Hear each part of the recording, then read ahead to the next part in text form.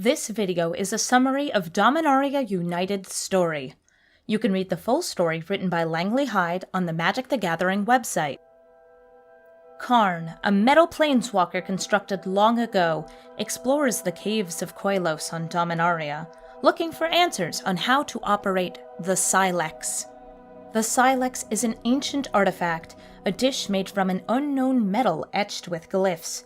Its activation is a massively destructive blast, which had previously ended the Brothers' War by obliterating the island of Argoth and starting the Dominarian Ice Age. Karn plans to use the Silex's destructive power to cleanse New Phyrexia, formerly Mirrodin, and stop the Phyrexian threat from spreading across the multiverse and transforming all life into mechanical horrors in a process called completion. While excavating the caves, Karn unveils a crumbling workshop, which contains a tablet diagramming the runes of the Silex. Beyond that workshop, he finds the cave walls seeping with glistening oils, a sign of Phyrexian corruption. He is trapped within the caves and encounters Phyrexian agents, led by Rona, who are reconstructing Sheoldred, the Praetor. Sheoldred has been brought to Dominaria and rebuilt as a segmented monstrosity, with her familiar humanoid body atop it. Karn attempts to slay the dormant Sheoldred, but is caught by Rona's paralyzing magic. Karn is made aware of sleeper agents, Phyrexians disguised as people living their normal lives. Rona collapses the caves on top of Karn as the Phyrexian army, made from unwillingly completed civilians of Dominaria, retreats to a second base. Karn is trapped for months, unable to planeswalk due to the unique nature of the Caves of Koilos, and is tortured by the knowledge of the Phyrexians' return to Dominaria. Ajani, a Leonin planeswalker warrior from Alara, locates Karn using tracking magic built into the letters he had received from Joyra. The Leonin unburies him from the rubble, and the two planeswalk to Oyster Bay, an oceanside city where peace talks between the nobles of Benalia, Keld, and New Argive are taking place. Ajani and Karn attempt to convince the gathered leaders that Phyrexians have returned to Dominaria. Joda, an immortal mage, fails to believe them, and they are escorted out of the peace talks to avoid further distraction. Karn uses his transmutation magic to create a scrying device, which he uses to check in on Joyra, an artificer who is working aboard the Mana Rig, a city-like Thran construct in Shiv. When he tries to look upon Sheoldred, the image is misty and unfocused, informing Karn that his scrying device does not work on Phyrexians. Karn returns to the concluding negotiations just as Teferi, a time mage, planeswalks into the chamber.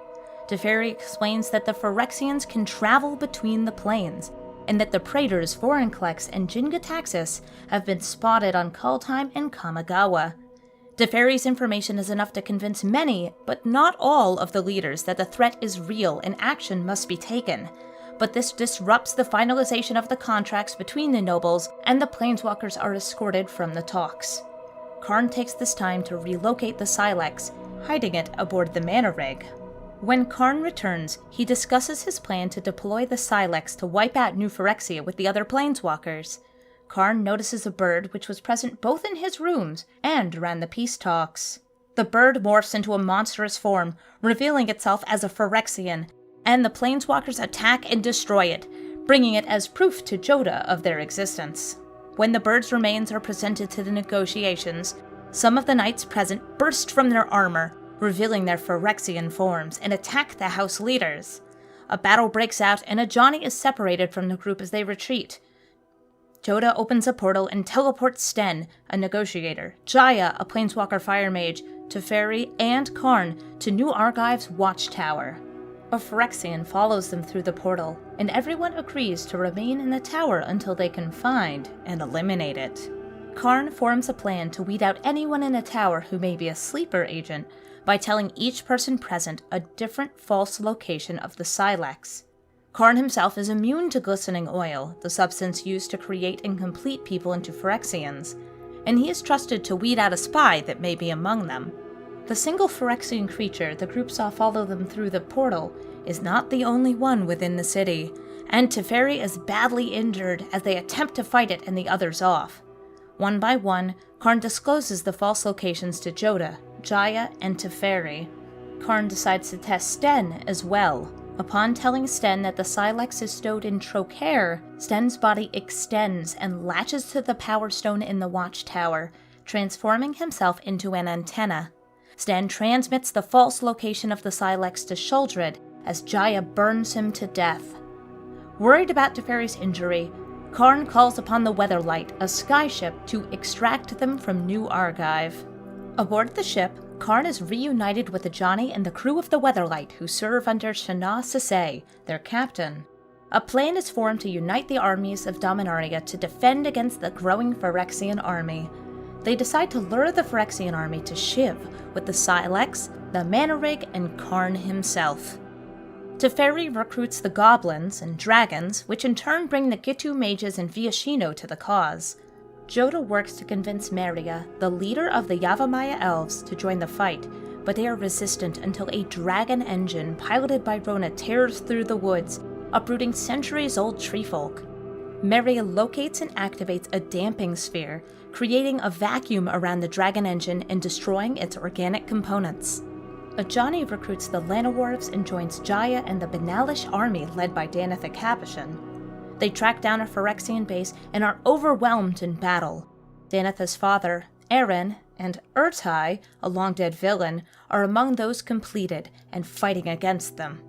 Urtai commands a dreadnought, a massive monstrosity, to destroy the Benalish.